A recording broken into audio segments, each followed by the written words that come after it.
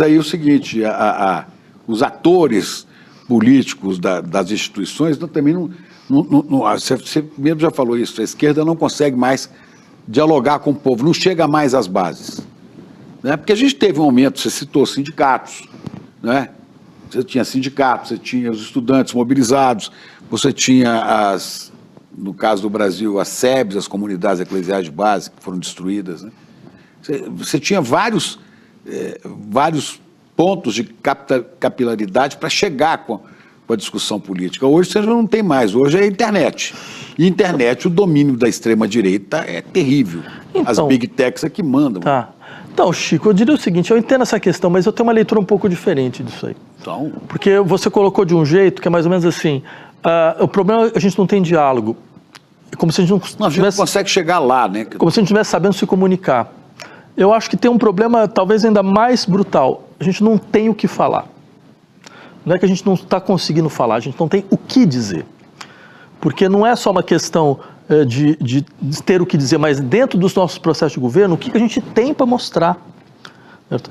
Então, tem que ter mercadoria para entregar. Tem que ter mercadoria para entregar, é mais ou menos isso aí. Tem que ter mercadoria para entregar, a gente não está tendo... Um dia foi Bolsa Família, exato. 6 por 1 é outro. Vamos pegar qual que é a grande bandeira atual. Tiramos o país do fascismo? Isso não é bandeira. Qual que é? O pé de meia? Então... Não, pode ser, mas não consegue avançar muito. Não tem a menor condição. Também pelo seguinte, o governo não tem mais os recursos que tinha, né? Hoje estão na mão... Exato. Estão na mão dos deputados, mas as emendas. A função nossa, então, é falar esse país está ingovernável. Ele é ingovernável. E denunciar a corrupção no legislativo. E ninguém vai tentar governar dessa forma. Sempre foi bandeira da esquerda, né? No Brasil. Depois da direita. Não, sempre não, porque também a corrupção sempre foi usada pela direita quando queria golpe. Assim foi com Getúlio, nos anos 50. Sim, o DENIS. Assim foi em 64, né? Assim foi... Do próprio governo Juscelino havia muitas... Mas tem outra questão interessante nessa coisa da comunicação, que dá um pouco a impressão... O que aconteceu? A gente também foi colocado numa armadilha, que assim, era a ideia de que não, comunicação agora é por rede social, mobilização política via rede. Né? Então olha só, Pablo Marçal, esse pessoal, olha como é que eles se resolvem. Então a gente tem que fazer uma coisa parecida.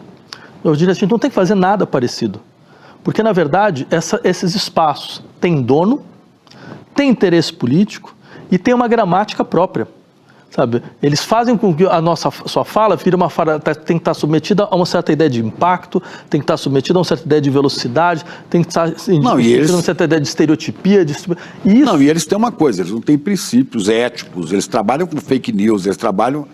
Né? Não, e eu também diria, mas essa é a subjetividade deles, a gente está copiando a subjetividade deles. A gente está tentando falar como eles, esse é o problema.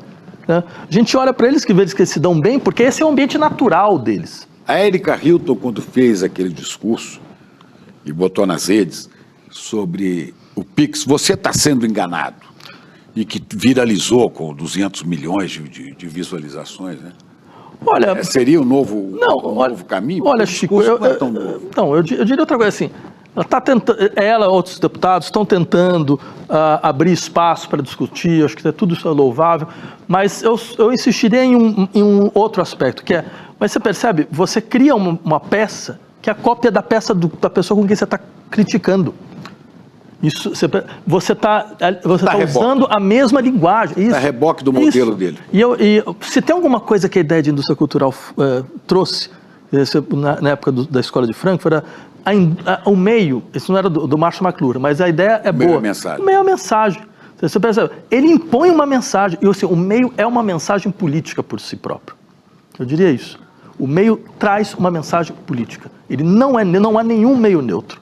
Tanto que quando a gente precisava mobilizar, a gente nunca utilizava esses meios e dava certo. A gente nunca utilizava essas linguagens e dava certo. Por quê? Porque você criava uma ideia de que um conteúdo diferente precisa de um meio diferente, precisa de uma forma diferente de falar. Como dizia o velho Mayakovsky, né? Não tem processo revolucionário sem arte revolucionária, sem forma revolucionária. Né? E quase que, nesse mundo novo, quase não tem. E quase não tem. Não tem arte mais. Né? Então, também é uma outra questão muito interessante. Vamos falar de arte. Antes disso, o seguinte, o seu sentimento em relação ao futuro é positivo? Você diria que você é um otimista? Você acredita que a gente supera isso? Olha, eu nem sei a diferença entre otimismo e pessimismo, para ser franco. Eu gostava muito do Ariano Suassuna, que falava assim, eu não sou nem pessimista nem otimista, eu sou realista e esperançoso. Você é um realista esperançoso? Não, eu não funciono muito assim, né? Assim, a gente tem uma... Quando você olha os dados que estão aqui na realidade, eles apontam para você... Mas, assim, olha só, tem uma história muito interessante. Eu estava no Chile em 2006, eu acho, alguma coisa assim, né? E eu estava conversando com os amigos, perguntando, vem cá, que vocês acham que tem como acontecer alguma coisa aqui? Aí eles me deram uma explicação completamente precisa, sabe, com gráficos, pizzas, tudo isso, falando, não, olha, com esse neoliberalismo, mudou a cabeça dos adolescentes só querem saber deles mesmos, tal, não tem nenhuma condição. 3 meses depois, 500 mil estudantes na rua. Foi o primeiro, foram os pinguinos, foi o primeiro processo que foi dar depois em tudo, toda essa confusão dos outros. Está falando agora contra o Pinheira, né? Foi antes, ou foi contra o Pinheira, não lembro mais. Mas, bem, o fato que eu acho interessante é que, você percebe, 2 coisas. Primeiro, não confia em intelectual, porque normalmente a gente nunca consegue acertar. Segundo, mas o que você não está vendo o que isso significa? Intelectual nem economista. Pois é. E o segundo, assim, tudo bem, a gente não está vendo, mas o que isso significa? Isso significa que agora a gente não está vendo. Não significa que não tem nada por baixo que está acontecendo, que pode explodir? Claro que sim. Então, por que toda essa arrogância em relação ao processo histórico? A gente tem que ter um pouco de humildade, sabe? Assim, parecia... Quem previu, sabe, Primavera Árabe? Quem previu 2013? Né? Quem falou que ia acontecer? Não, e quem previu o Lula reeleito pela 3ª vez, depois de uma prisão que você podia olhar e falar, não tem saída. Pois então... ainda mais, mas se bem que com a pandemia, aí dava para... Acho que o grande erro do Bolsonaro foi a gestão da pandemia. Por um lado, graças a Deus, porque se ele tivesse feito uma gestão correta, talvez a gente nem estava aqui agora. Mas ele pôs o Pazuello para cuidar da saúde aí. Então... Agora, você falou de arte, aqui é só para completando esse papo nosso aqui. Né? Você é músico, né? Você é filósofo, tá vendo? É filósofo, você é psicanalista, né? Você é ativista político, você é publicitário. Não, publicitário não. Não, mas você fez publicidade. Porque para esconder. E fez peça de publicidade também. Fiz. Então você foi publicitário. Não, mas foi no começo. Mas por que você foi publicitário? Para esconder. Porque quando eu falei para meus pais que eu ia fazer filosofia, meu pai virou para mim e falou, não acredito que você vai fazer um troço tão idiota desse. Você vai ter que pagar para você o resto da sua vida. Então ficou uma coisa assim. Você sabe que eu fiz um teste vocacional de filosofia? Ah, é? Pois é. Quando eu fiz, né?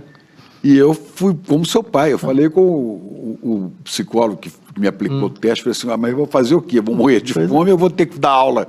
Então, aí eu fui fazer publicidade para esconder que eu estava fazendo filosofia. Ninguém sabia. Eu consegui mentir por 4 anos. Para sua família você fazia publicidade? Fazia publicidade, me escondi por 4 anos. 4 anos? 4 anos, só no final. E fazia filosofia simultaneamente? Fazia publicidade de manhã e fazia filosofia à tarde, né?